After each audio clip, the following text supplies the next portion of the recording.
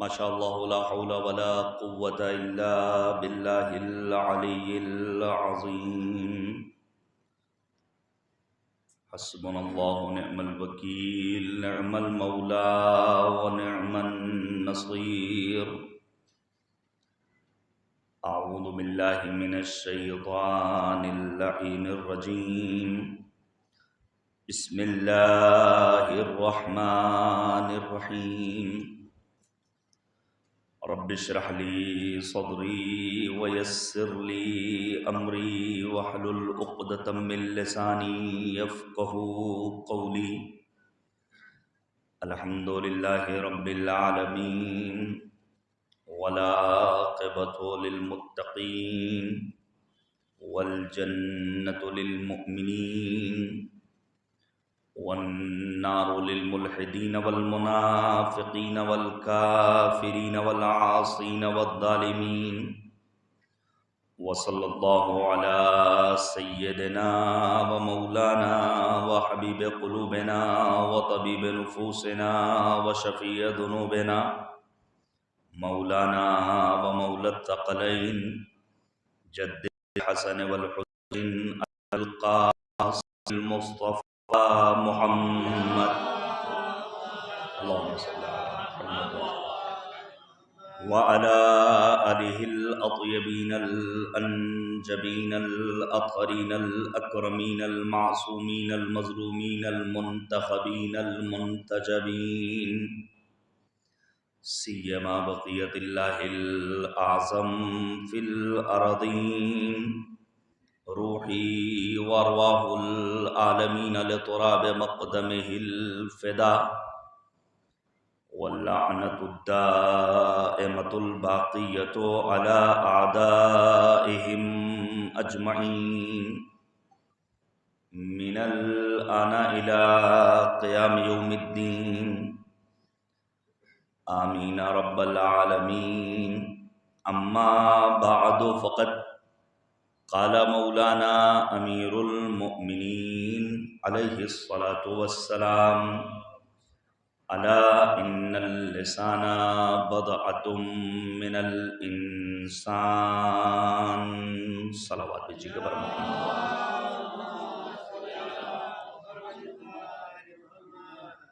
عزیزان گرامی،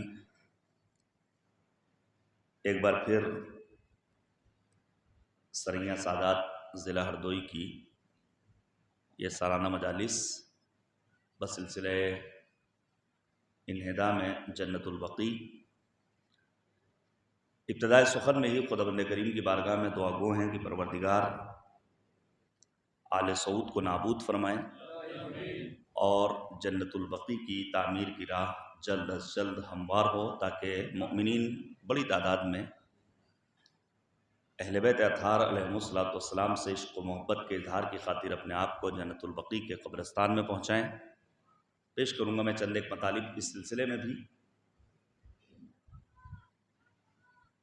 اولاً چونکہ مختلف مناسبات ہیں، ماہ شوال کی یہ تاریخیں وہ ہیں جو منسوب ہیں ہمارے چھٹے امام صادق آل محمد حضرت امام جعفر صادق علیہ السلام کی المناک شہادت سے. لہذا مولا کی ایک حدیث سے اپنی گفتگو شروع کروں.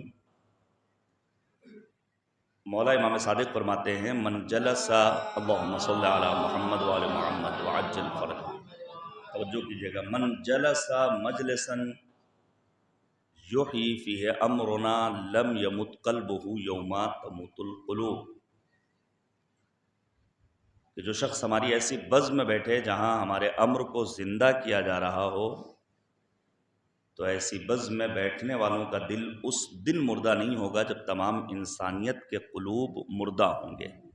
یہ مجالس اعضاء،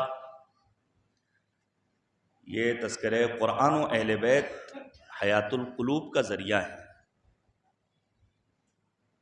جب انسان کا دل مردہ ہوتا ہے تو ایسے انسان کے لیے امیر المؤمنین فرماتے ہیں کہ ہر چلتے پھرتے ہوئے انسان کو انسان مت سمجھ لینا. یہ چلتی پھرتی لاشیں ہیں جو تمہیں نظر آتی ہیں، وہ خونخوار درندے جو غزہ میں گزشتہ 1 برس سے زیادہ عرصہ اور گزشتہ چند دہائیوں سے مسلسل مظلوموں پر ظلم کے پہاڑ توڑ رہے ہیں، تو کیا ایسے بدبخت نتنیاہو قسم کے افراد کو انسان کہا جا سکتا ہے؟ جہاں انسانیت شرمسار،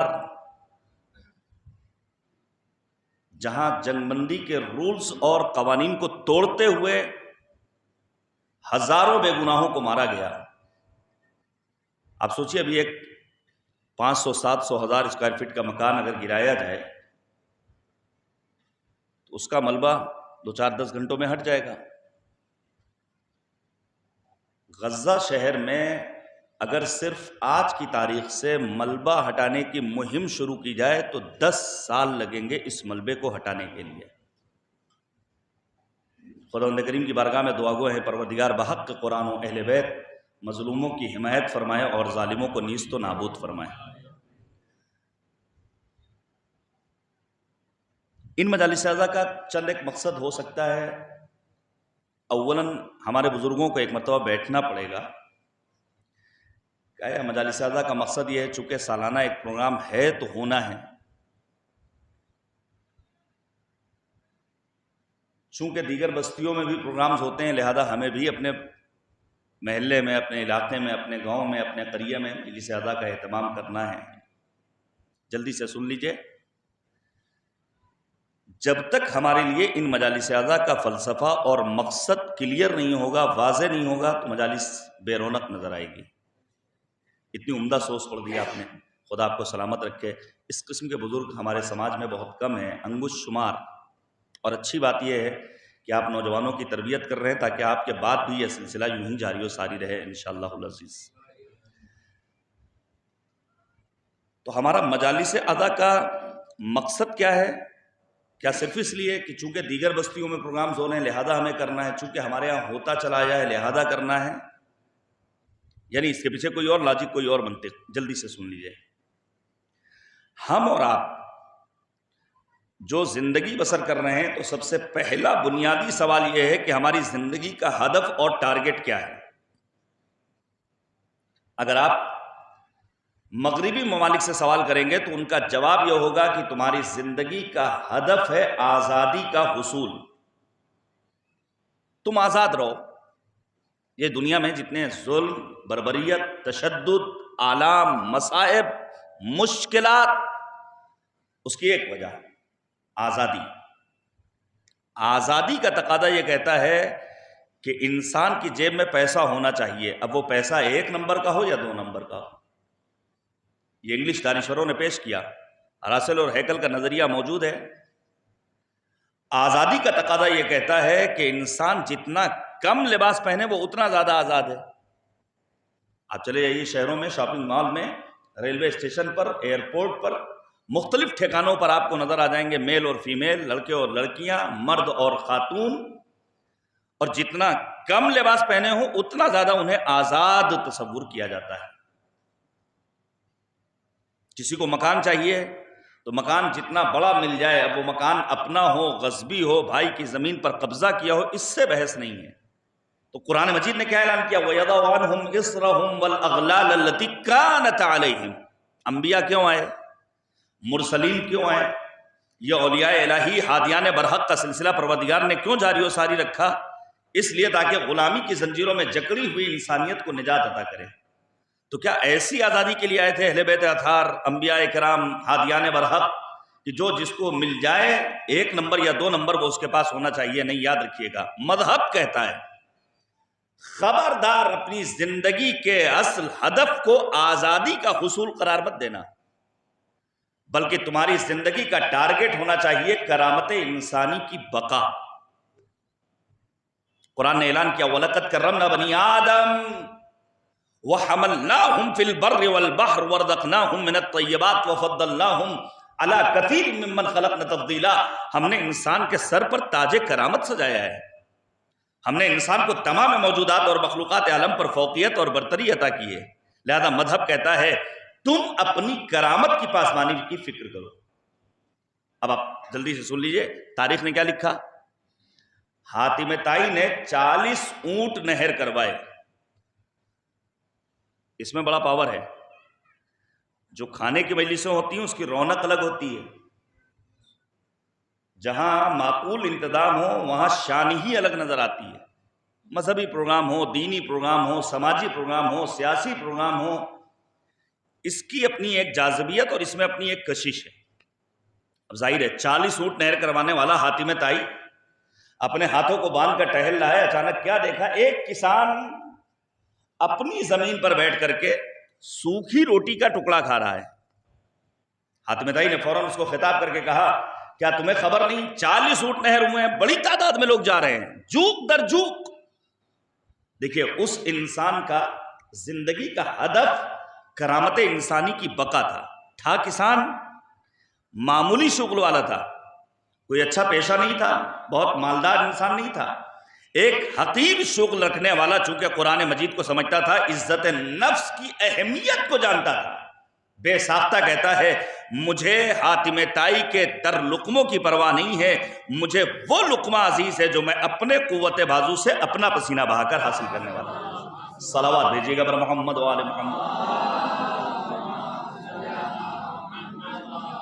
تو عزیزان گرامی، جس طرح زندگی کا ہدف ہے کرامت انسانی کی بقا، اسی طرح مجالس اعضاء کا اصل مقصد، بنیادی ہدف وہ کیا ہے؟ چہرہ دکھانا ہے، چونکہ یہ ہوتا چلا یا لہذا کرنا ہے۔ اگر ہم نہیں گئے تو سماج کیا کہے گا، اس لیے آنا ہے۔ مذہب یہ کہتا ہے کہ جب کبھی فرش غم پر پہنچو تو اپنے ذہن میں ایک تصور لے کر بیٹھو کہ ہمیں اپنے آپ کو سرزمین کربلا سید الشہداء کی ذات گرامی سے سار اللہ حضرت حجت ابن الحسن العسکری تک اپنے آپ کو پہنچانا ہے۔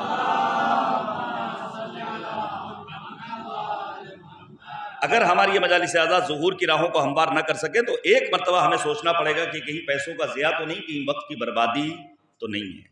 اب آ جائیے اصل موضوع پر۔ آگے مومنین کرام، خدا آپ کو سلامت رکھے۔ دیکھیے ہمارے ہاں مذہب کی سب سے عظیم کتاب کا نام ہے قرآن مجید۔ الحمدللہ ثم الحمدللہ، ماہ مبارک رمضان میں مسجدوں میں قرآنی رونقیں نظر آتی رہیں، ہمارے گھروں میں قرآن مجید کی تلاوت کا خاص اہتمام کیا جاتا رہا، مرد و زن، خرد و کلاں، پیر و جواں، ہر کوئی قرآن مجید سے اپنے آپ کو مانوس کر رہا تھا۔ یہ بڑی نعمت ہے۔ لیکن قرآن کوئی فصلی کتاب نہیں ہے کہ ماہ رمضان آیا تو ہم نے اپنے آپ کو قرآنی بنا لیا اور ماہ رمضان جب چلا گیا تو پھر قرآن مجید کو پھر سے غلاف میں رکھ کر طاقوں کی زینت بنا دیا۔ نہیں، ہونا چاہیے ہماری صبح کا آغاز تلاوت کلام ربانی سے، رات میں ہمیں آیت الکرسی پڑھ کر کے، سورہ توحید پڑھ کر کے، سورہ حمد پڑھ کر کے، قرآن مجید کی چند آیات کو پڑھ کر کے بستر پر جانا چاہیے تاکہ ہماری رات بھی اچھی گزرے اور ملائکہ ہمارے گھروں کی حفاظت کرتے ہوئے نظر آئے۔ سنیے گا، لوہے پر زنگ لگ جاتا ہے، یہ جو زنگ لوہے پر لگا ہوا ہے، اس زنگ کو ختم کرنے کا ذریعہ ہے ریگمال۔ پیغمبر فرماتے ہیں اسی طرح انسانی قلوب پر زنگ لگ جاتا ہے، دلوں پر لگنے والے زنگ کو دور کرنے کا ذریعہ ہے تلاوت کلام ربانی۔ اور بس ایک بات کہہ دوں، سمجھنا آپ کا کام ہے۔ دنیا میں، اور ہم تو الحمدللہ ہندوستان جیسے ملک میں رہ رہے ہیں، یہ ہمارے لیے باعث افتخار ہے، ہمارا شان و شوکت والا ملک جہاں محبتوں کو پروان چڑھایا گیا، لیکن آج کے دور میں ہیں ایسے بدبخت جنہوں نے نفرتوں کا سہارا لے کر کے حکومت تک پہنچنے کو اپنے لیے بہتر سمجھا۔ مذمت کرتے ہیں ایسے افراد کی۔ ہیں ایسے افراد جو مذہب اور دھرم کی آڑ میں حتیٰ ایک شربت کو ٹارگٹ کرتے ہیں۔ دیکھا ہوگا آپ نے سوشل میڈیا پر، ایسے ڈھونگی بھاواؤں سے ہمیں اپنے آپ کو ہوشیار رکھنا، محفوظ رکھنا ہے۔ ہمارا ملک بڑا خوبصورت ملک، ہم نے دنیا کا سفر کیا ہے جہاں ہمارے ملک کی تہذیب، ہمارے ملک کا تمدن، ہمارے ملک کا کلچر، ہمارے ملک کی ثقافت، یہاں کی گنگا جمنی تہذیب ہر کس و ناکس کے زبان سے سنتا ہوا محسوس کرنا خوشی میں مبتلا کرنے کے لیے کافی ہے۔ دنیا میں جتنے مذاہب اور دھرم پائے جاتے ہیں، بعض دھرم ایسے ہیں جہاں ان کی مقدس کتابوں کو ان کے روحانی پیشواؤں کے سوا نہ کوئی دیکھ سکتا ہے، نہ کوئی پڑھ سکتا ہے، نہ کوئی ہاتھ میں لے سکتا ہے۔ اب آپ ناز کیجئے کہ پروردگار نے ہمیں اور آپ کو مکتب اسلام سے وابستہ کیا، جہاں کچھ دھرم اور ادیان ایسے ہیں کہ ان کی مقدس کتابوں کو عام فالوور، اس مکتب کا پیروکار ہاتھ میں لے نہیں سکتا۔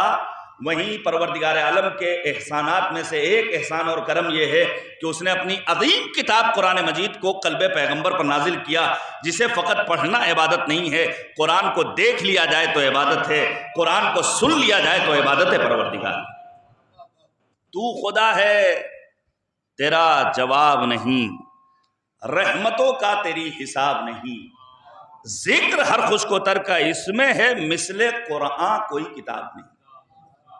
میں گزارش کروں گا بالخصوص نوجوانوں سے، قرآن مجید سے اپنے آپ کو مانوس کیجئے، دنیا کا ہر خوشک و تر۔ اب آپ سوچئے یہ پانی کیا ہے؟ پروردگار قرآن میں اعلان کرتا ہے ہم نے ہر چیز کا جوڑا بنایا۔ میں بھی گاؤں کا رہنے والا ہوں، آپ حضرات بھی گاؤں اور دیہات سے تعلق رکھتے ہیں۔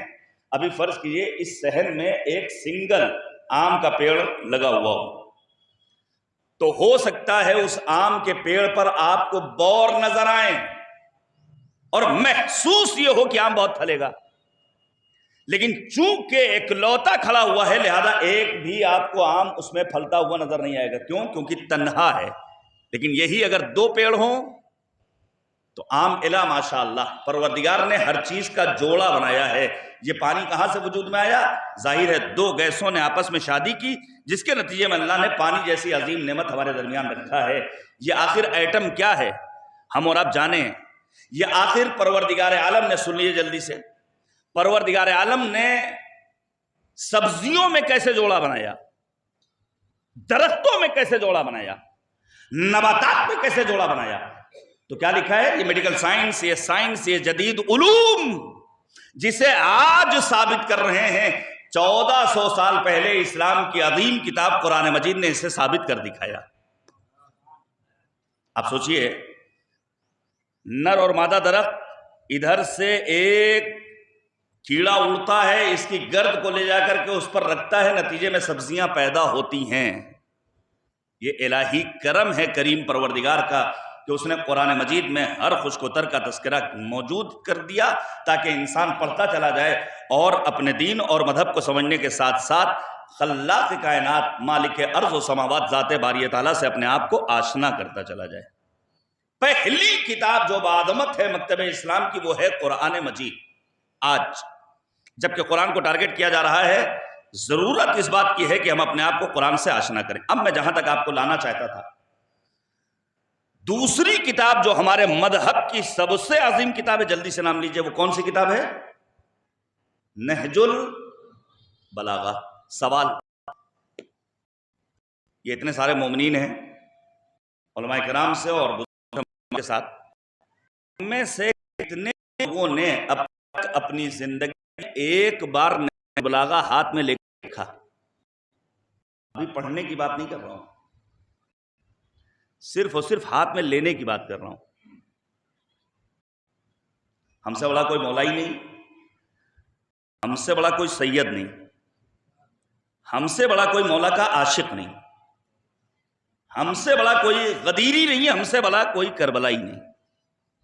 لیکن یہ کون سا عشق ہے، یہ کون سی محبت ہے، یہ کون سی ولایت ہے جہاں خود اپنے مولا و آقا امیر المؤمنین کے کلام کو ہم نے اپنی نگاہوں سے دیکھا نہیں ہے۔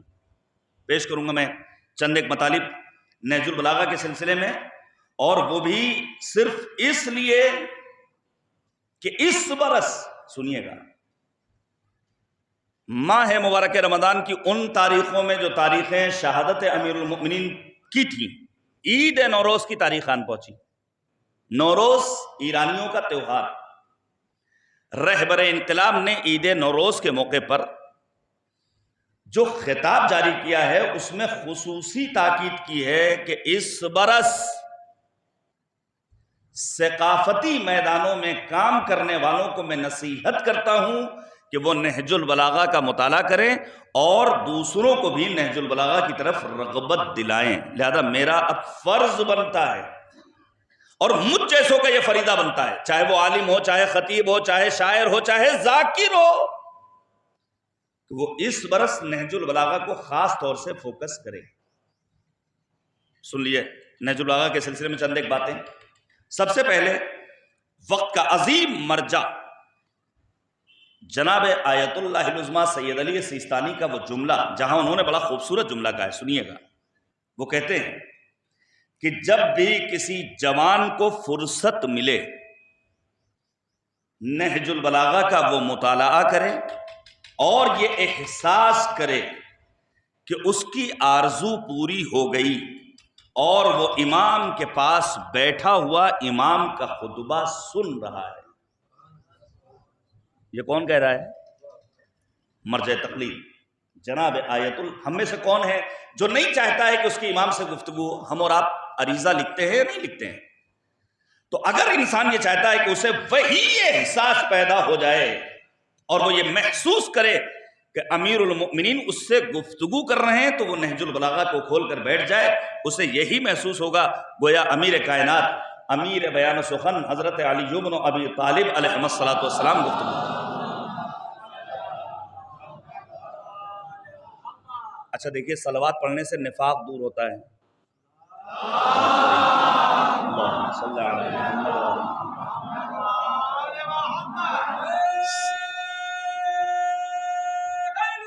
یا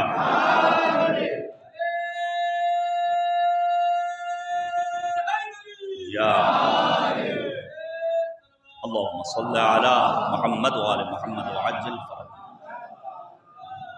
ایک بات عرض کر دوں، کبھی کبھی صلوات میں ہم اور آپ یہ سمجھتے ہیں اچھا دھیرے سے بھی پڑھ لیا تو مسئلہ تو حل ہو گیا، لیکن نبی کا کیا فرمان ہے؟ ارفعوا اصواتکم عند الصلاۃ علیہ. جب کبھی میری عظمت پر تحفہ صلوات بھیجنا ہو تو اپنی آوازوں کو بلند کر دو. بلند کر دیجئے صلوات. صلی علی محمد وعلی محمد وعجل. میں جلدی سے ایک بات پیش کر دوں. الحمدللہ آپ کے ایریے میں الہ ماشاءاللہ گنے کی کھیتی ہوتی ہے، اللہ برکت دے. موجودہ دور میں میڈیکل سائنس نے یہ بات بالکل واضح کر دی ہے کہ وائٹ شوگر کوئی اچھی چیز نہیں ہے. مقصد یہ نہیں کہ اب آپ گنا نہ بوئیے، شوگر میل گنا نہ بھیجیے، لیکن وائٹ شوگر کے اپنے نقصانات ہیں. اس کے برخلاف گڑ کے اپنے خواص اور خاصیات. ہمارے گھروں میں گڑ، سرکہ، اس قسم کی چیزیں ہونا چاہیے. جلدی سے سن لیجئے تاکہ یہ صلوات کے وقت ہمیں بار بار کہنا نہ پڑے کہ آواز اپنی بلند رکھیے. جلدی سے سن لیجئے. نبی خاتم کو شہد پسند تھا. ہمارے گھروں میں شہد بھی ہونا چاہیے. ایک نمبر مل جائے تو کیا کہنا ہے، نہ ملے تو جو مل جائے. لکھا ہے علماء نے کہ نبی آدم کے پاس شہد کی مکھیوں کا ایک جھنڈ آتا ہے اور آنے کے بعد ان کا سردار کہتا ہے یا رسول اللہ، ہم نے مدینے کے باہر آپ کے لیے شہد اکٹھا کر رکھا ہے، کسی کو بھیج کر منگا لیجئے. تو پیغمبر خاتم نے بیان کیا کہ ٹھیک ہے ہم منگا لیں گے، لیکن پہلے میرے ایک سوال کا جواب دو. وہ سوال کیا تھا؟ پیغمبر فرماتے یہ بتاؤ جب کبھی تمہارا گزر شہد کی فراہمی کے لیے کسی تلخ اور کڑوے پھول سے ہوتا ہے تو تمہارا پروسیس کیا ہوتا ہے، طریقہ کار کیا ہوتا ہے کہ اس پھول کی کڑواہٹ کو تم شیرینی میں تبدیل کر کے پیش کرتی ہو. دیکھیے، مومن کے مزاج میں کڑواہٹ نہیں ہونی چاہیے. مومن کڑوا نہیں ہوتا، حدیث کا فطرہ ہے. مومن میٹھا ہوتا ہے. ہاں، پھر مومن کے مزاج میں تندی نہیں پائی جاتی. مومن کو گفتگو کا سلیقہ آتا ہے. جیسے ہی پیغمبر نے سوال کیا کہ جب کڑوے پھول سے گزرتے ہو تم تو تمہارا طریقہ کار کیا ہوتا ہے کہ اس کڑواہٹ کو شیرینی میں تبدیل کر دیتی. جواب سنیے کہ شہد کی مکھیوں کے سردار نے جواب دیا یا رسول اللہ، جب کبھی کسی تلخ گلشن سے ہمارا گزر ہوتا ہے تو ہم آپ کی عظمت پر بلند آواز سے صلوات بھیج دیتے ہیں. اللہ صلی علی محمد. لہذا اگر ہمارے جوانوں میں کوئی جوان ایسا ہو جسے گفتگو کا انداز نہ معلوم ہو، امیر المؤمنین کے جس کلام کو میں نے سرنامے سخن کے طور پر پیش کیا اسی نہج البلاغہ سے، مولا فرماتے اعلیٰ ان اللسان بدعۃ من الانسان، آگاہ ہو جاؤ یہ زبان انسانی وجود کا ایک ٹکڑا ہے. جب کبھی انسان کو محسوس ہو کہ زبان میں ذرا تلخی ہے، گفتگو کا سلیقہ نہیں ہے، ماں باپ سے کیسے باتیں کرنی ہیں، بیوی سے کیسے بات کرنی ہے، عالم دین سے کیسے خطاب کرنا ہے، بچوں سے کیسے گفتگو کرنی ہے، اس موقع پر فوراً ہمارا جوان محمد اور آل محمد کی عظمتوں پر تحفہ درود بھیجے. اس صلوات کے نتیجے میں پروردگار عالم اس کے مزاج میں مٹھاس پیدا کر دے گا. اللہم صلی علی محمد و آل محمد وعجل. اب آپ توجہ کیجئے گا عزیزان گرامی، نہج البلاغہ کون سی کتاب ہے، اس کا پس منظر کیا ہے؟ پس منظر اس کا یہ ہے کہ جناب سید رضی علیہ الرحمہ جنہوں نے نہج البلاغہ جیسی عظیم کتاب کو منظر عام پر لا کر پیش کیا، دو بھائی ہیں، سید مرتضی، سید رضی، دونوں کہاں دفن ہے؟ قاسمین میں. اور ان کی فضیلت کو بیان کرنے کے لیے کافی ہے، عظمت کو بیان کرنے کے لیے کافی ہے کہ یہ وہ ہستیاں ہیں جن کے لیے صدیقہ طاہرہ بنت پیغمبر ان کے استاد جناب شیخ مفید کے خواب میں آتی ہیں اور آنے کے بعد کہتی شیخ میرے بچوں کو علم دین سکھاؤ. بچوں سے مراد حسن و حسین. اور جب سن نمودار ہوئی اور آنکھ کھلی ہے تو شیخ مفید نے کیا دیکھا کہ آنے والی ہستی کوئی اور نہیں سوائے سید مرتضی اور سید رضی علیہم الرحمہ کی مادر گرامی کے. یہ عظمت ہے ان بزرگ علماء کی. ہمارے ہاں جلدی سے سن لیجیے، الحمدللہ آپ کی بستی اور اطراف کی بستیوں میں علماء کوئی کم نہیں ہے، یعنی یہ بہت بڑی افتخار کی بات ہے. لیکن سوال یہ پیدا ہوتا، اور ہم جیسے نہ جانے کتنے آپ کو ملتے ہیں. آپ کا گاؤں ایسی جگہ پر ہے جو گزر رہا ہے چلو بھائی ایک پیالی چائے پی لی جائے، فلاں صاحب بڑے مہمان نواز ہیں. آپ نے بہت سارے لوگوں کو دیکھا ہے. مذہب یہ کہتا ہے، سنیے گا، مذہب یہ کہتا ہے کہ عالم کے دروازے کو بھی دیکھنا عبادت ہے. مذہب یہ کہتا ہے کہ عالم کی چوکھٹ کو دیکھنا عبادت ہے. تو سوال یہ پیدا ہوتا ہے، پہلا سوال کہ عالم کے دروازے کو دیکھنے کا مطلب کیا یہ ہے کہ انسان جائے اور جانے کے بعد ٹھوک بجا کر دیکھے کہ اگر لکڑی کا دروازہ ہے تو شیشم ہے کہ آم ہے، ساگون ہے کہ مہوا ہے، نیم ہے کہ ببول ہے؟ کیا مقصد یہ ہے؟ کیا مقصد یہ ہے کہ جب انسان جائے تو جانے کے بعد غور کرے کہ لوہا ہے کہ اسٹیل ہے؟ نہیں. مقصد کیا ہے؟ مقصد یہ ہے کہ جب انسان کسی عالم کے دروازے سے گزرے تو ایک مرتبہ تصور کرے اس گھر کا مکین وہ ہے جو ہمیں خدا تک پہنچانے کا کام انجام دیتا ہے. لہذا ایک بات ذہن میں محفوظ کر لیجئے گا کہ عالم کا اپنا احترام، لیکن عالم وہ کہ جس کے گھر میں قرآنی گفتگو ہوتی ہو، جہاں درس تفسیر قرآن بیان کیا جاتا ہو، جہاں نہج البلاغہ کے تعلیمات فروغ دیے جاتے ہوں، جہاں سیف سجادیہ کا درس دیا جاتا ہو، جہاں سے دین مبین اسلام کا پرچار کیا جاتا ہو. وہ عالم مراد نہیں جس کے ہاں حرام خوری ہوتی ہو، وہ عالم مراد نہیں ہے جس کے ہاں دین کے خلاف پروپگنڈے کیے جاتے ہو. پڑھیے گا، سید رضی علیہ الرحمہ نے ایک کتاب لکھی، خصائص الائمہ، اور اس کتاب کے آخر میں سید رضی نے امیر المومنین کے چند ایک کلمات، ون لائنر، چھوٹی چھوٹی حکمت آمیز گفتگو کو نقل کیا. اور جب منظر عام پر کتاب آ گئی تو اب مؤمنین نے سید رضی سے گزارش کی، حضور ہماری التجا یہ ہے کہ آپ ایک مکمل اور مفصل کتاب امیر المؤمنین کے فرامین پر مشتمل تحریر کیجئے تاکہ ہم سب مکمل فیضیاب ہو سکیں. اس کا مطلب کیا ہوا کہ مولوی خود سے کچھ کرنے والا نہیں ہے، مولوی صاحب سے آپ کو کام لینا ہوگا.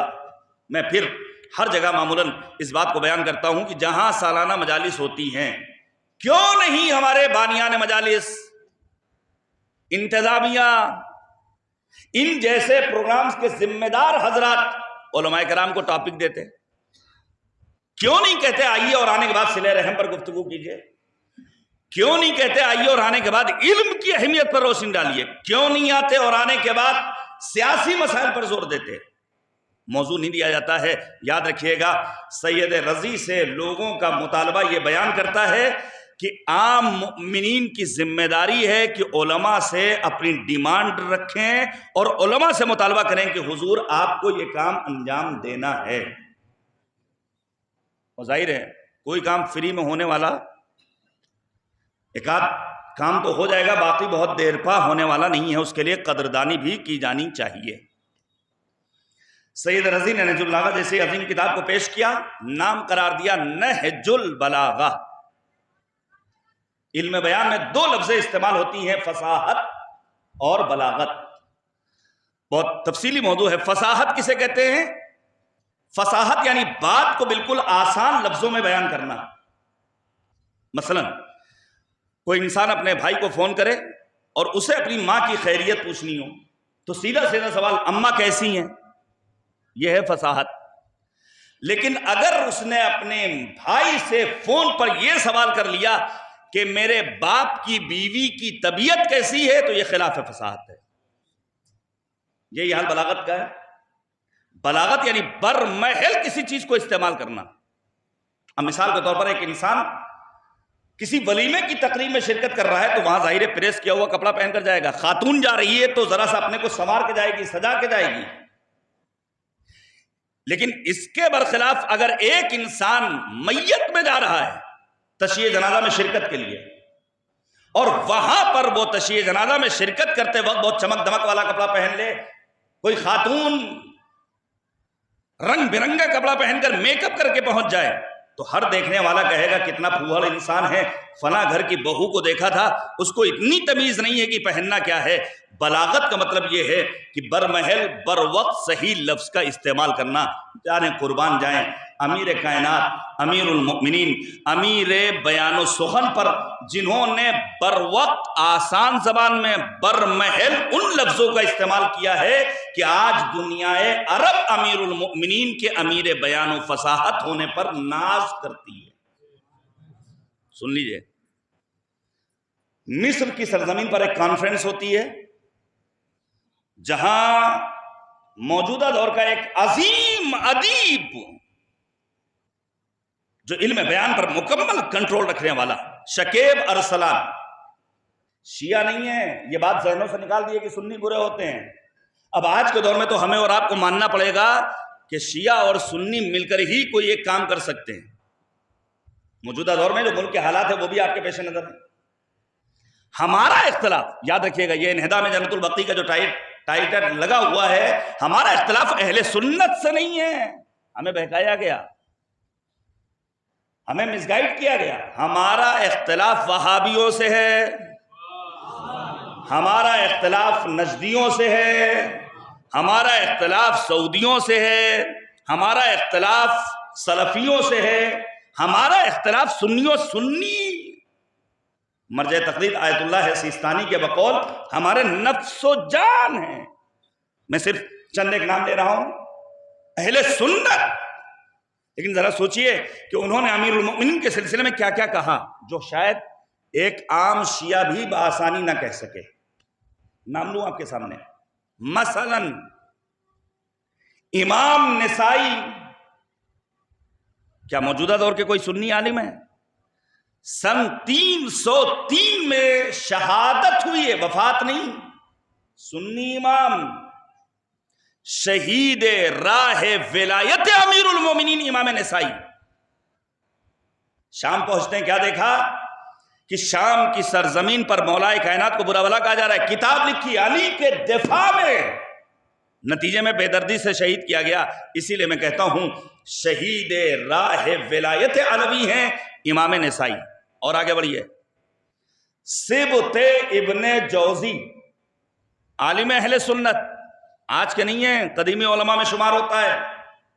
اپنی کتاب تذکرۃ الخواص میں لکھتے ہیں کہ اگر بعد سرکار رسالت مآب علی مرتضی نہ ہوتے تو بندوں کو اصول دین کے جزیات کا علم نہ ہوتا، اور اگر بعد علی مرتضی علی ابن الحسین زین العابدین سید الساجدین نہ ہوتے تو بندگان خدا کو خدا سے گفتگو کرنے کا سلیقہ نہ ملتا. یہ کسی شیعہ نے نہیں لکھا ہے، سنی نے لکھا ہے. ابن مغازی، اور آگے بڑھیے، ابن ابی الحدید معتزلی، سنی اسکالر، شرح لکھی نہج البلاغہ کی. ابن ابی الحدید معتزلی جیسے سنی عالم امیر المومنین کے ایسے شہدائی کہ علامہ مودودی جیسے صاحب علم نے بھی علی کے عشق کے سبب ابن ابی الحدید معتزلی کو شیعہ ثابت کر دیا. یہ وہی ابن ابی الحدید معتزلی ہیں جنہوں نے لکھا ہے کہ اگر مدینے کے سارے مسلمان ایک طرف، علی تنہا ایک طرف، تب بھی میں یہ آواز دوں گا کہ علی حق کے ساتھ ہیں، حق علی کے ساتھ ہیں۔ یہ امتیاز ہے امیر کائنات امیر المؤمنین غالب کل غالب حضرت علی بن ابی طالب علیہ الصلوۃ والسلام کا۔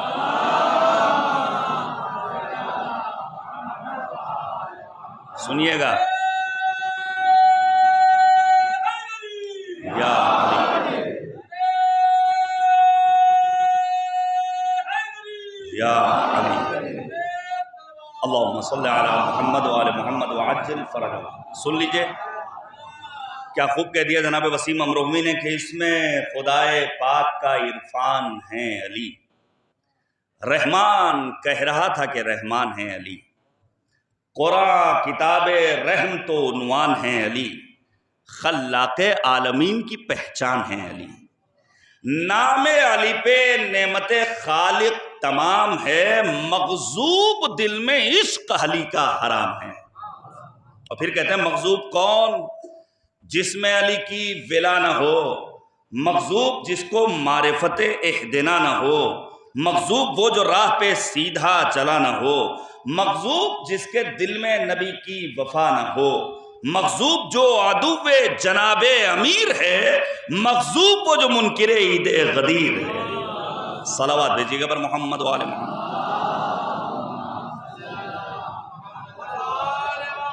اب آپ سنیے، شکیب ارسلان سنی اسکالر، کانفرنس ہو رہی ہے، اسٹیج پر جو ہوسٹ کر رہا ہے، اینکرنگ کر رہا ہے، نظامت کر رہا ہے، وہ بے ساختہ کہتا ہے دنیائے عرب میں فقط 2 امیر بیان پیدا ہوئے، ایک امیر بیان کا نام ہے علی بن ابی طالب، دوسرے امیر بیان کا نام ہے شکیب ارسلان۔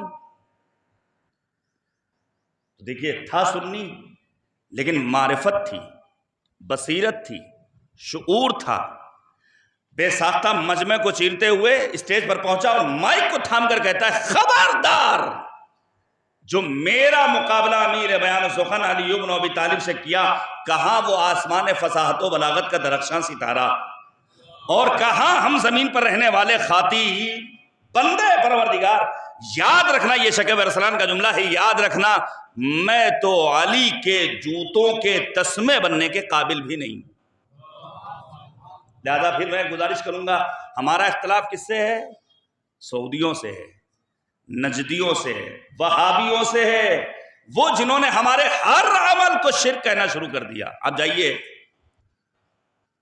جنت البقیع کے باہر جو بڑا سائن بورڈ لگا ہوا ہے دنیا کی مختلف زندہ زبانوں میں، زیارت قبور شرک، تو آخر پیغمبر نے کیوں زیارت کی؟ اچھا جنت البقیع کوئی معمولی قبرستان ہے؟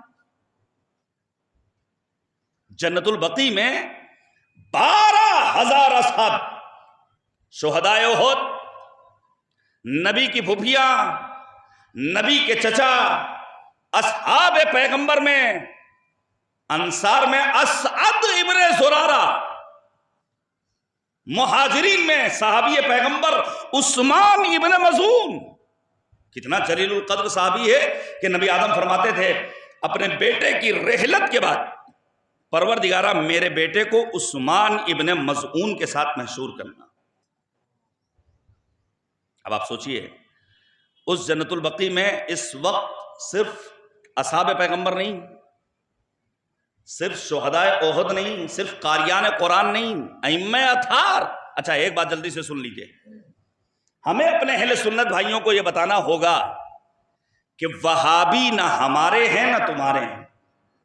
یہ بات ذہن میں محفوظ کر لیجئے، وہابی نہ شیعوں کے ہیں نہ سنیوں کے ہیں۔ کیوں؟ اس کی وجہ یہ ہے کہ انہوں نے تخریب جنت البقیع کے ذریعے شان رسالت میں جسارت کی ہے۔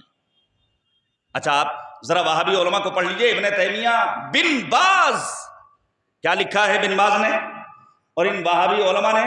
لکھا ہے کہ نبی آدم کے پاس شیطان معاذ اللہ جبرائیل کی شکل میں نازل ہوا، قرآن مجید سے مشابہ 50 آیات کو لے کر، پھر میں کہہ رہا ہوں معاذ اللہ، نبی آدم نہیں پہچان سکے کہ آنے والا جبرائیل ہے یا شیطان ہے. پہچانا تو کس نے پہچانا؟ عمر نے پہچانا. اب آپ مجھے انصاف سے بتائیے کہ آیا یہ نبی آدم کی شان میں جسارت ہے یا نہیں ہے؟ اس قسم کی جسارتوں کو انجام دینے والے اپنے کیفر کردار تک پہنچیں.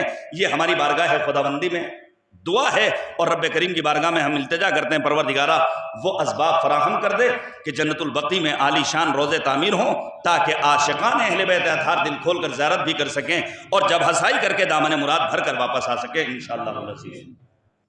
تو نہج البلاغہ وہ عظیم کتاب جس میں خطبات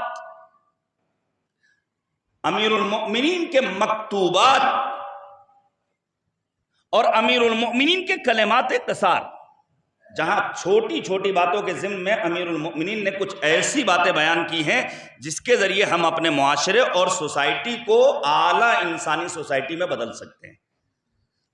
میں علماء اہل سنت کی ساری باتوں کو چھوڑ رہا ہوں جو انہوں نے نہج البلاغہ کے سلسلے میں لکھا ہے، لیکن رہبر انقلاب کا ایک اور جملہ پیش کروں گا، اور یہ وہ تعلیمات ہے جسے پوسٹر بنا کر کے ہمیں اپنے امام بالوں میں اپنی شاہراہوں پر لگانا پڑے گا.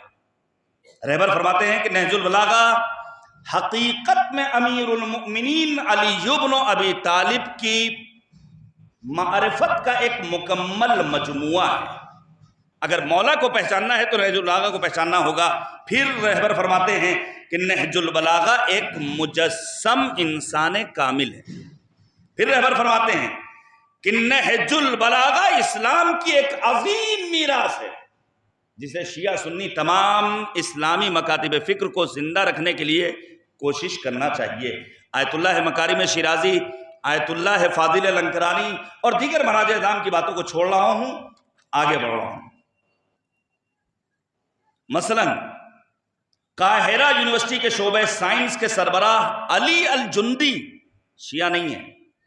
انہوں نے اپنے کتاب کے مقدمے میں لکھا ہے کہ نہج البلاغہ میں جذبات کی گہرائیوں میں اتر جانے والا ایک مخصوص ساز ہے. اب جو نہج البلاغہ پر 250-300 سال کے بعد سید رضی کی وفات، اچھا ہمارے ہاں عموماً مثلا میں اگر اپنے کسی بزرگ کے سامنے کہوں کہ اب تو بڑھاپا ہے تو ہمارا بزرگ فوراً کہتا ہے کہ کیسی باتیں کرتے ہیں، ابھی تو آپ عین جوانی میں ہیں. ہمارے یہاں بوڑھا کسے کہا جاتا ہے؟ جس کے ہاتھوں میں راشا پیدا ہو جائے. ہمارے ہاں بوڑھا اسے سمجھا جاتا ہے جو بالکل ایک دم لبے گور. جبکہ جب انسان 40 کا ہو جاتا ہے تو قبروں سے آواز آنے لگتی ہے الرحیل الرحیل الرحیل وشیکن. مولا کا جملہ ہے چل چلاؤ قریب ہے. کب آوازیں فرشتہ گونج اٹھے اور ہمیں مالک کی بارگاہ میں جانا پڑے. سید رضی جیسے عالم کی کل عمر محض 47 برس. ہمارے یہاں 47 برس کے انسان کو جوان سمجھا جاتا ہے. کیا عظیم کارنامہ کر کے چلے گئے. سید رضی 47 برس کی عمر میں کہ اہل سنت علماء نے یہ مانا ہے کہ یہ کلام علی کا کلام ہے. ہاں 250-300 سال کے بعد ایک سنی عالم کسی اسلامی ملک سے نہیں، ابن خلقان کی شکل میں آگے بڑھا. اس نے کہا کلام سید مرتضیٰ کا کلام لوگوں میں ایسا مشہور ہے. پھر ذہبی نے آ کر ہوا دی اور جو اعتراض کیا اس میں مثلا ایک اعتراض یہ تھا کہ نہج البلاغہ میں کچھ ایسے الفاظ استعمال ہوئے ہیں جو اس دور میں رائج نہیں تھے، جیسے وصیت. تو سوال یہ پیدا ہوتا ہے یہ اعتراض کرنے والا کیا قاری قرآن نہیں تھا؟ جب قرآن مجید میں پروردگار عالم کے کلام میں کلمہ وصیت پایا جاتا ہے تو مفسر قرآن علی کے کلام میں بھی نہج البلاغہ جیسی شکل کتاب میں وصیت کا کلمہ پایا جاتا ہے. ایک اعتراض اور ہے کہ یہاں بالکل عبارتیں سجی ہوئی ہیں، تو کیا قرآن مجید میں سجی ہوئی نہیں؟ یاسین والقرآن الحکیم انک لمن المرسلین علی صراط مستقیم الحمدللہ رب العالمین الرحمن الرحیم مالک یوم الدین. تو بس اتنا سمجھ لیجئے کہ نہج البلاغہ کچھ اور نہیں سوائے کلام خداوندی یعنی قرآن مجید کی تفسیر کے اور پیغمبر اکرم حضرت محمد مصطفیٰ صلی اللہ علیہ وآلہ وسلم کی تفسیر.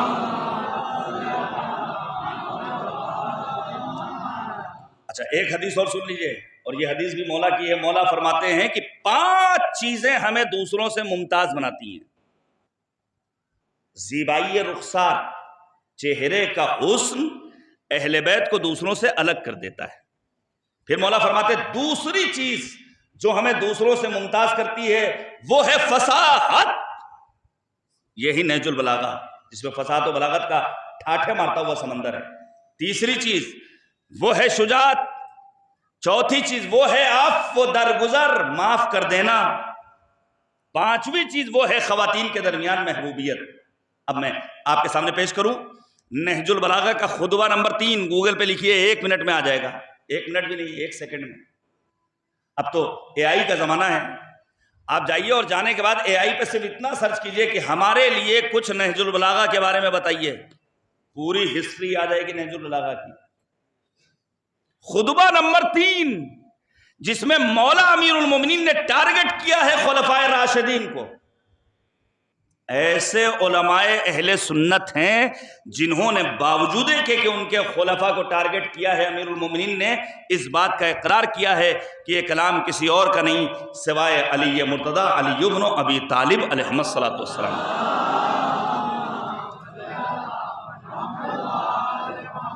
سنیے، متاع دامن فکر و نظر نہج البلاغہ ہے، متاع دامن فکر و نظر نہج البلاغہ ہے، عروج دانش و علم و ہنر، نہج البلاغہ ہے چراغ خانہ ذہن بشر، نہج البلاغہ ہے وہی حق آشنا ہے جس کے گھر، نہج البلاغہ ہے جو پڑھتا ہوں تو لگتا ہے کہ یزداں بات کرتا ہے، زبان فاتح خیبر میں قرآن بات کرتا ہے۔ اور پھر کہتے ہیں کہ کتاب معرفت بھی، درس اخلاق و وفا بھی ہے، سیاست بھی ہے، منطق بھی، ادب بھی، فلسفہ بھی ہے اس میں نعت پیغمبر بھی اور حمد خدا بھی ہے، سقیفہ بھی نظر آتا ہے اس میں، کربلا بھی ہے۔ عطا ارباب حق کو دیدہ بے باک کرتی ہے کہ یہ جھوٹی صحابیت کا پردہ چاک کرتی ہے۔ صلوات دیجیے گا بر محمد و آل محمد۔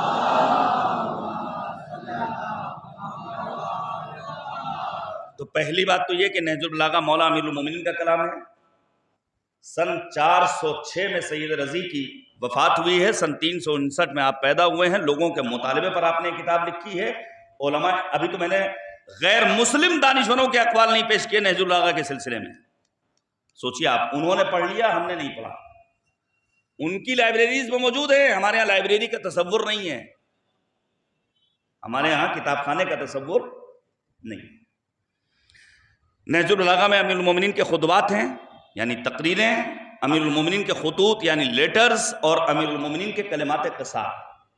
اب میں امیر المومنین کی چند ایک فرمائشات اور آپ کے چند ایک پیغامات کو آپ تک پہنچا دوں تاکہ جو میرا اپنا ایک سلسلہ بیان کا رہتا ہے وہ پورا ہو جائے۔ مولا فرماتے ہیں آتب اخاک، یہ حکمت نمبر 158، آتب اخاک بالاحسان الیہ وردد شرہ بالانعام علیہ۔ سنیے گا، ہمارے یہاں کیا کہا جاتا ہے؟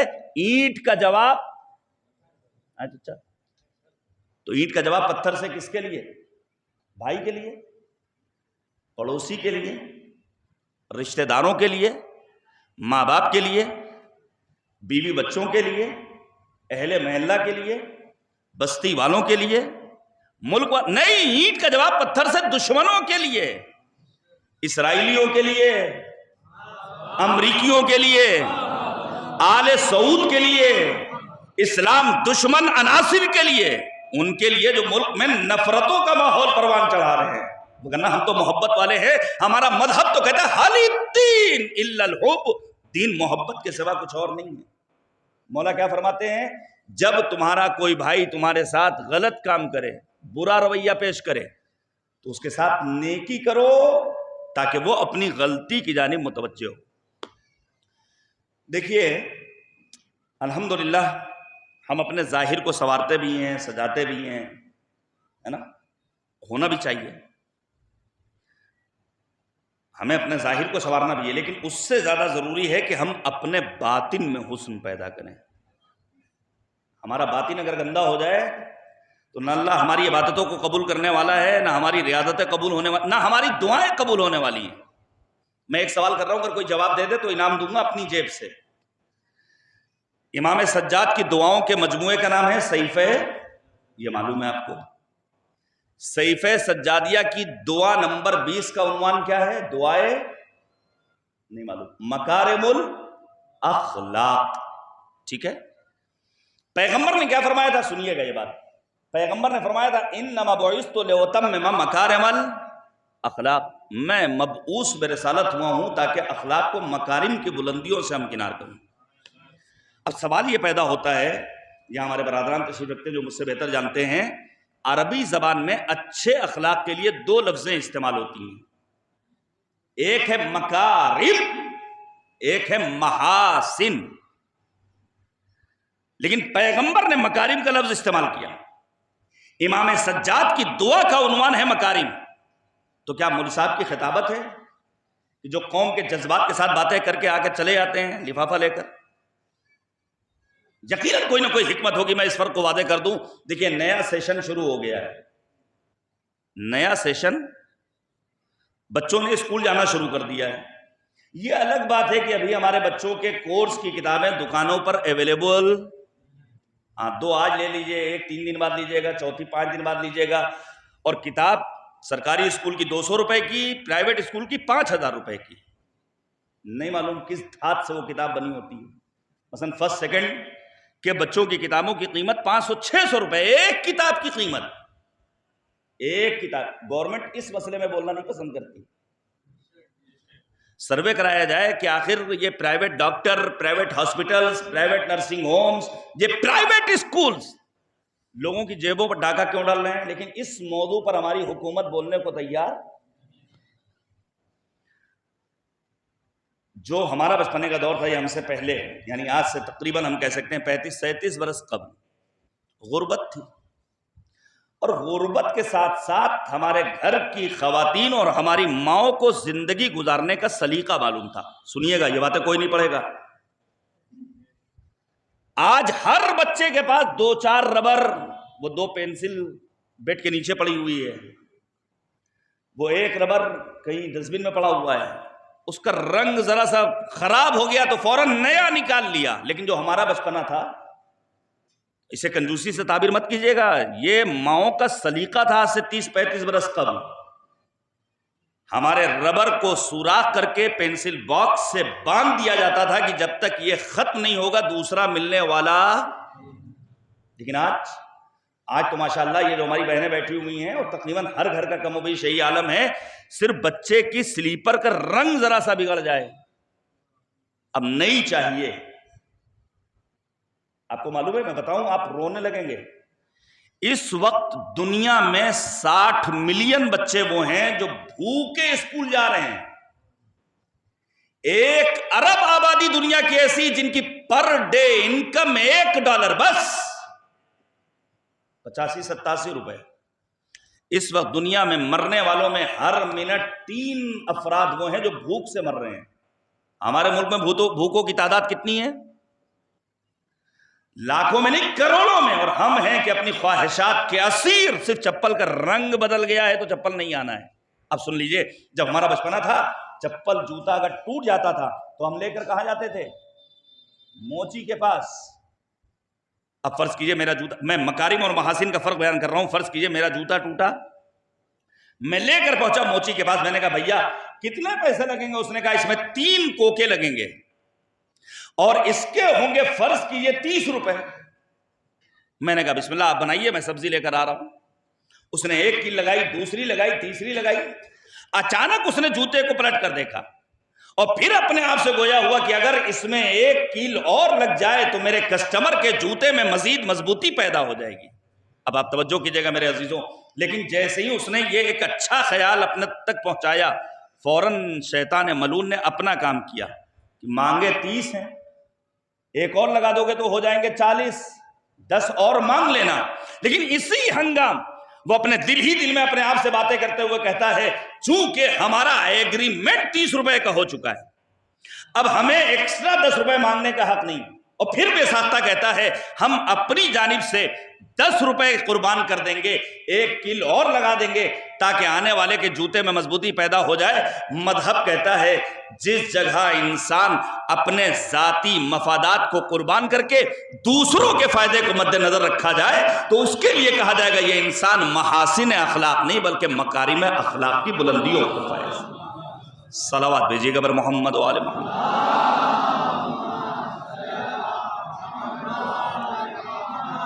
اچھا، ساری باتوں کو چھوڑتے ہوئے صرف ایک حکمت اور ایک مولا کا خط اور بات کو ختم کر رہا ہوں۔ امیر المومنین نے اسی طرح حکمت نمبر 349 میں فرمایا من نظر فی عیب نفسہ اشتغل عن عیب غیرہ، اپنے گریبان میں جھانک کے دیکھنے والا کبھی کسی دوسرے کے گناہ کو فوکس، ہمارے ہاں بھی کوئی گناہ کرتا ہوا نظر آ جائے جب تک 10 لوگوں سے بیان نہ کر دیں۔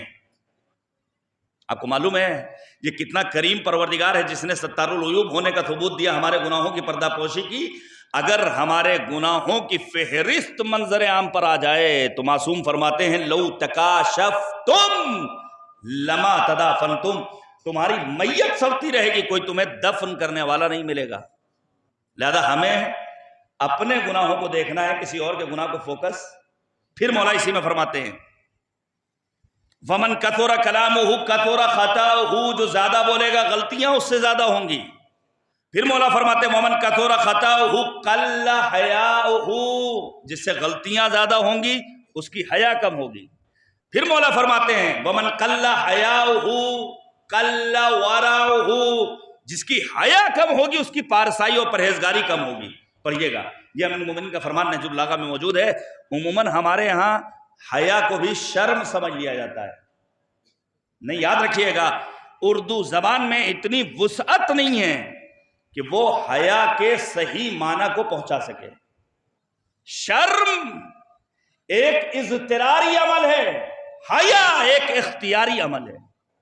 میں ایک سوال کر رہا ہوں آپ سے، جلدی سے بتائیے گا، ہم مردوں کا واجب حجاب کتنا ہے؟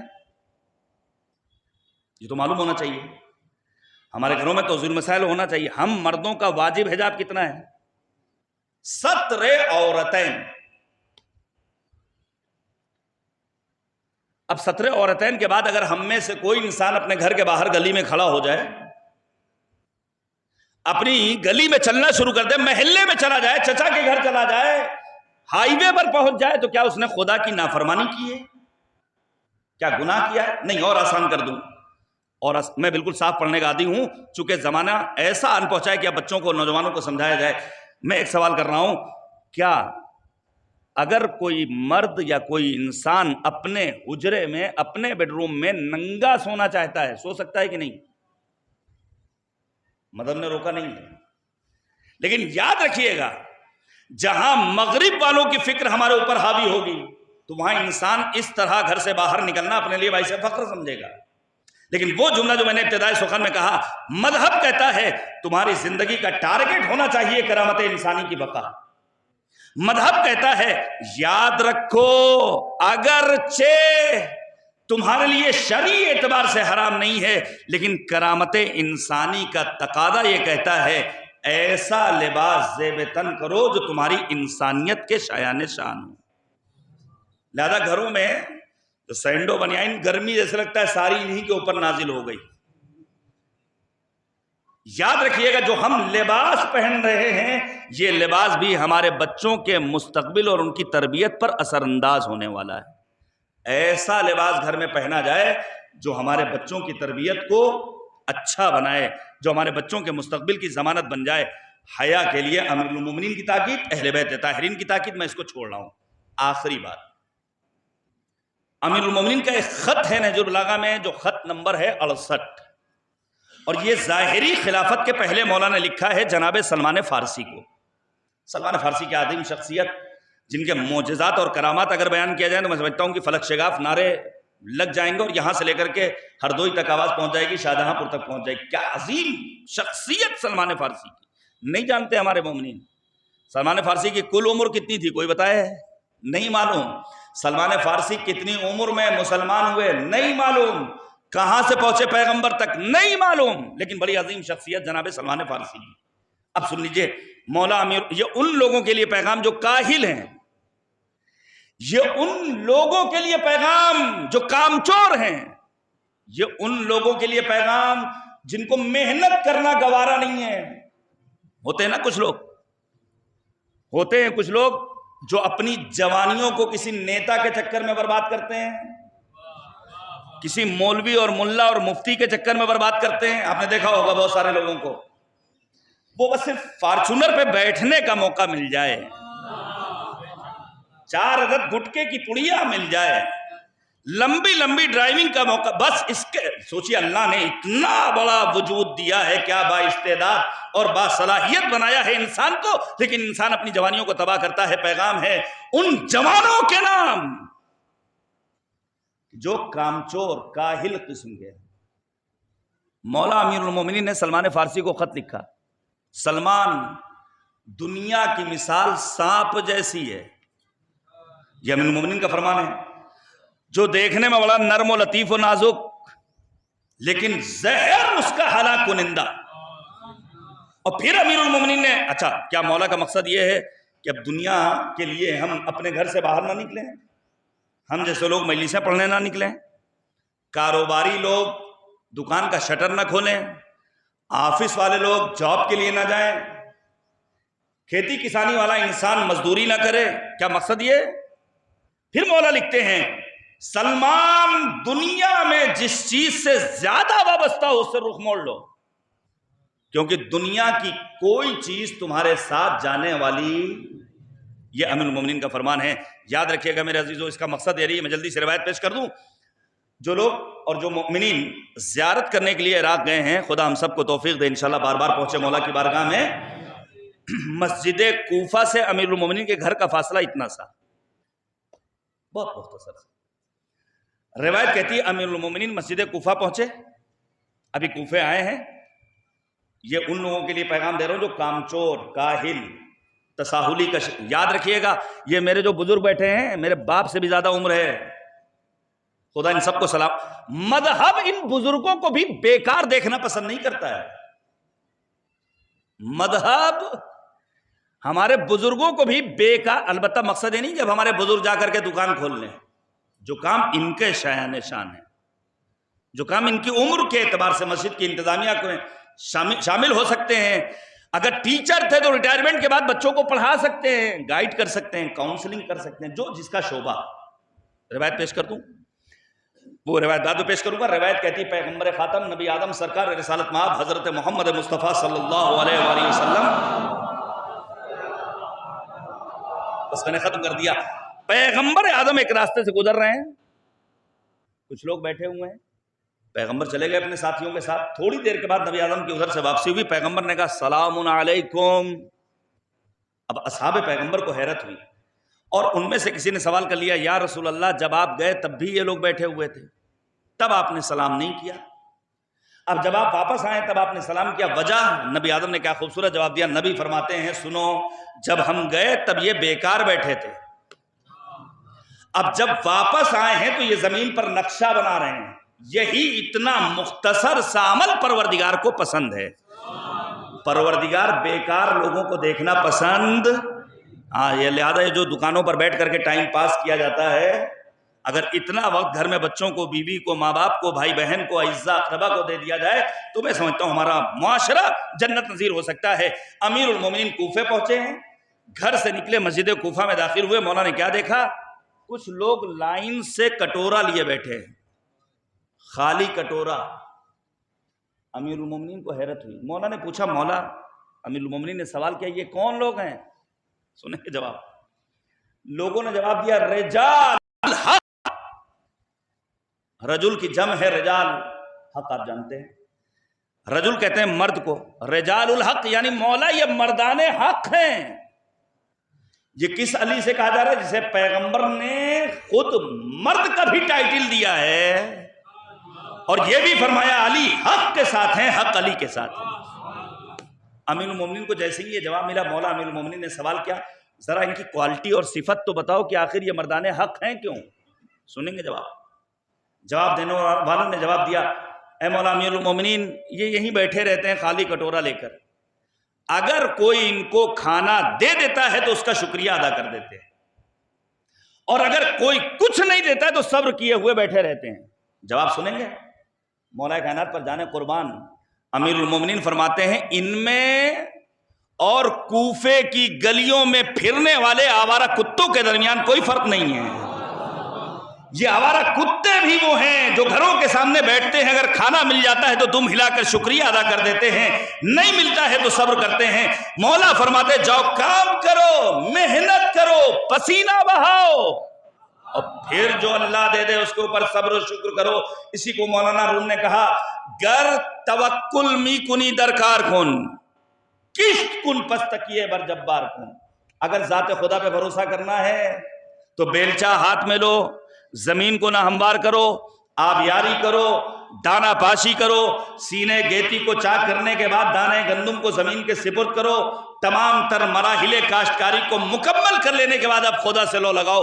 اے کریم پروردگار, سینے گیتی میں دانے گندم کو سپرد کر دینا میرا کام تھا, اس ایک دانے سے 70 بالیاں پیدا کر دینا تیری قدرت کا کمال ہے. صلوات بھیجیے گا بر محمد و آلہ.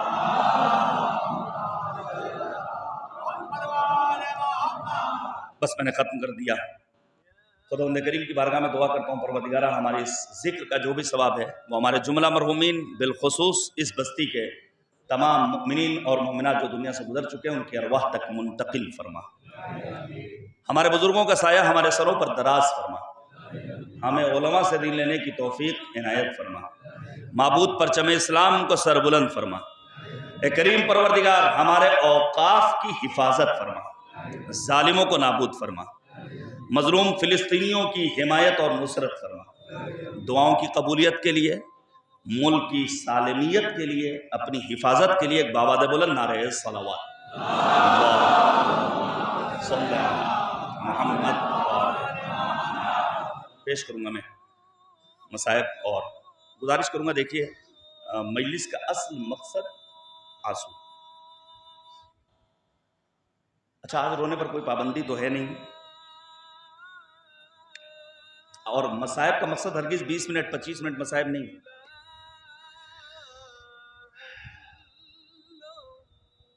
دیکھیے یہاں ہمارے بزرگ بیٹھے ہوئے ہیں, اسی ماہ شوال کی آنے والی تاریخوں میں میرے والد کے انتقال کو 27 سال کا عرصہ گزر جائے گا. 27 سال. کچھ ہمارے بزرگ ایسے ہوں گے جن کے باپ کے انتقال کو 50 سال کا عرصہ ہو گیا. کچھ ایسے مومنین ہوں گے جن کے باپ کے انتقال کو 30 سال کا عرصہ گزر گیا. میرا ایک سوال ہے آپ سے, اور یہ سوال اگر آپ کو سمجھ میں آ گیا تو آپ دیر تک گریا کریں گے. سوال یہ ہے کہ جب ہمارا باپ اس دنیا سے رخصت ہوتا ہے, 25 سال ہو جائیں, 30 سال ہو جائیں, 40 سال ہو جائیں, تو ہم ان کے لیے کتنا روتے ہیں؟ سال میں ایک مجلس کر لیتے ہیں, ہر شب جمعہ فاتحہ کر لیتے ہیں, جب کبھی توفیق ہوتی ہے تو ہم اپنے بزرگوں کے قبرستان جا کر فاتحہ پڑھ لیتے ہیں. کیا آپ نے دنیا میں کبھی کہیں مشاہدہ کیا کہ کسی نے اپنے باپ کے رحلت کے بعد اتنا گریہ کیا ہو کہ آنکھیں زخمی ہو گئی؟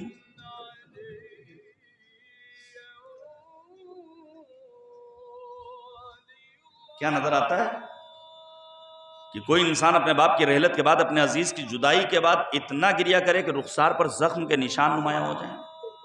نہیں ملتا ہے نا. تاریخ بشریت میں ہیں کچھ ایسے افراد, بالخصوص سنہری حرفوں میں نام لکھا ہے ہمارے چوتھے امام سید الساجدین زین العابدین کا, جنہوں نے باپ کی رحلت کے بعد اور شہادت کے بعد اتنا گریہ کیا ہے کہ آنکھیں زخمی ہو گئی. قبر کہاں ہے امام سجاد کی؟ جنت البقیع ہے.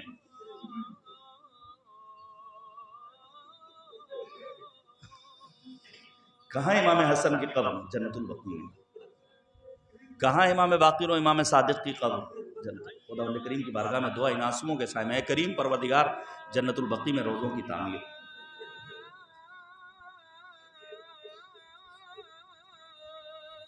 امام سجاد نے اتنا گریہ کیا ہے کہ رخسار پر زخم کے نشان, نالی نما نشان بنے ہوئے.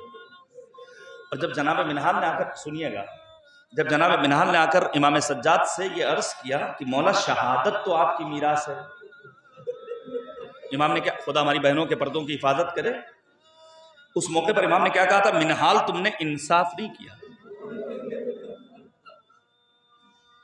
شہادت میراث ہے.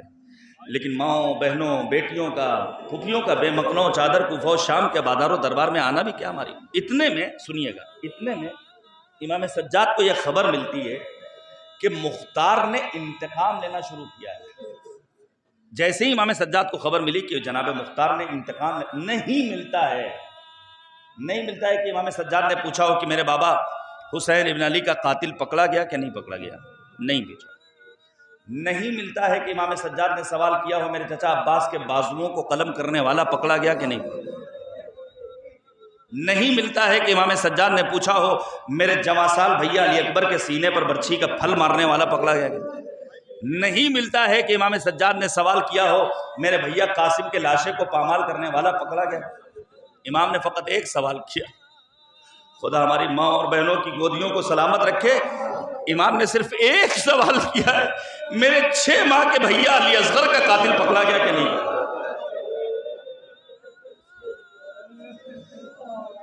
اجرکم علی اللہ. خدا کوئی غم نہ دے سوائے غم اہل بیت طاہرین کے. آپ مصاب ہو لیجیے، خدا ان نوازوں پر رحمت نازل کرے. بس سن لیجیے، امام سید سجاد کی مظلومیت پر ہمارا لاکھوں سلام، جناب زینب کی عظمت پر ہمارا لاکھ. کیا عظمت ہے جناب زینب کی.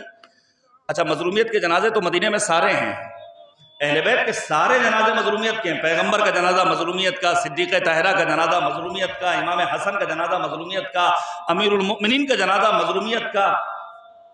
لیکن سب سے بڑی مظلومیت سرکار سید الشہداء کریم امام باقر نے کیا فرمایا؟ ہمارا سلام ہو جد مظلوم حسین ابن علی پر، جن کے بے سر لاشے کو گھوڑوں کی ٹاپوں سے اتنا پامال کیا گیا کہ خود زینب نہ پہچان سکی. انتا فی، کیا تم ہی بھیا حسین ہو؟ اور جب بے سر لاشے کا طواف کرنا شروع کیا تو کسی نے زینب سے پوچھا یہ آپ کیا کر رہی ہیں؟ جناب زینب کا جواب سنیے گا. جناب زینب نے تڑپ کر کہا کہ بھیا کے جسم پر اتنے زخم کے نشان ہیں، میں ایک سالم جگہ ڈھونڈ رہی ہوں جہاں میں بوسہ لے سکوں. راہ کوفہ و شام میں زینب نے گریہ کیا تو اپنے ماجائے حسین پر، اور جب مدینے پہنچی ہے تو ماجائے حسین پر گریہ کر رہی. نانا بھرا گھر اجڑ گیا، نانا بھیا مارا گیا، نانا بھرا گھر تباہ ہو گیا. اہل مدینہ گریہ کر رہے ہیں. اتنے میں زینب نے تڑپ کر ایک جملہ کہا، نانا اگر اغیار کا مجمع نہ ہوتا تو زینب آستینوں کو پلٹ کر دکھاتی کہ راہ کوفہ و شام میں زینب کو کتنے تازیانے مارے گئے. زینب نے اب تک ہونو محمد پر ماتم نہیں کیا. زینب اپنے گھر پہنچی، دروازہ کھولا، ننھے ننھے حجرے میں پہنچنے کے بعد ننھے ننھے مسلوں کو دیکھا، چھوٹے چھوٹے بستروں کو دیکھا. اب زینب سے برداشت نہ ہوا، عبداللہ کے سامنے ماجرا پیش کیا. عبداللہ بے ہوش ہو کر گر گئے. اے عبداللہ، فقط سنا برداشت نہ کر سکے، ذرا زینب کے دل سے پوچھو.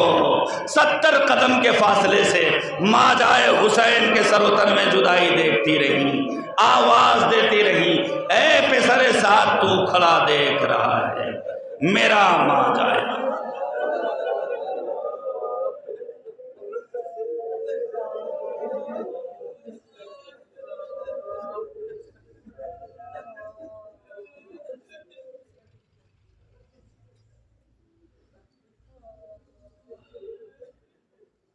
وَسَيَعْلَمُ الَّذِينَ ظَلَمُوا أَيَّ مُنقَلَبٍ يَنقَلِبُونَ إِنَّا لِلَّهِ وَإِنَّا إِلَيْهِ رَاجِعُونَ. الہی بحق الزہراء وابیها وبعلها وبنیها وسر المستودع فیها بعدد ما احاط به علمک. پروردگارہ ہماری اس عبادت کو قبول فرما. ہم بڑے گنہگار ہیں، اے کریم پروردگار بحق اہل بیت ہمارے گناہوں کی مغفرت فرما. ہمارے ناچیز مگر پرخلوص آنسوؤں کو رومال سیدہ میں جگہ کرامت فرما. معبود واسطہ محمد اور آل محمد کا ہمارے امام کے ظہور پر نور میں تعجیل فرما. ان مجالس اعضاء کے اہتمام میں دامے درمے قدمے سخنیں شرکت کرنے والوں کے توفیقات خیر میں اضافہ فرما.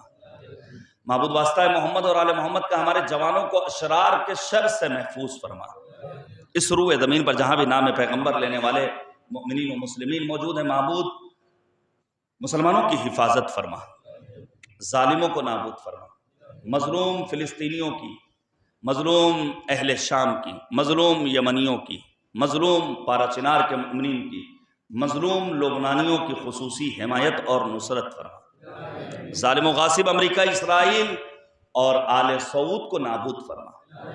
اے کریم پروردگار، واسطہ ہے محمد اور آل محمد کا، ہمارے ملک کی امنیت میں جو لوگ روڑا بن رہے ہیں انہیں اگر وہ قابل ہدایت نہیں تو نابود فرما۔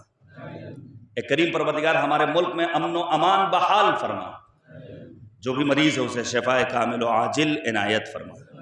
معبود، واسطہ ہے محمد اور آل محمد کا، جملہ مؤمنین، علماء، افاضل، واعظین، خطباء، شعراء، ذاکرین، مراجع اعظام، بالخصوص رہبر انقلاب حضرت آیت اللہ العظمیٰ خامنئی، مرجع علی قدر جناب آیت اللہ العظمیٰ سیستانی کو طول عمر بابرکت عنایت فرما۔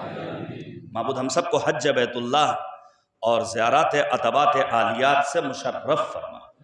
ہمارے اعمال کو اس لائق بنا دے کہ وقت ظہور ہم امام کے اعوان و انصار میں شمار ہوں۔ ربنا تقبل منا انک انت السمیع العلیم۔